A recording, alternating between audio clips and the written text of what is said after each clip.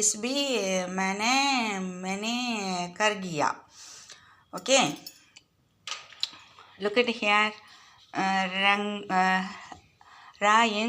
रंग Bahrain, color the pictures appropriately அப்படின்னா கரெக்டாக போடுங்கன்னு சொல்கிறாங்க.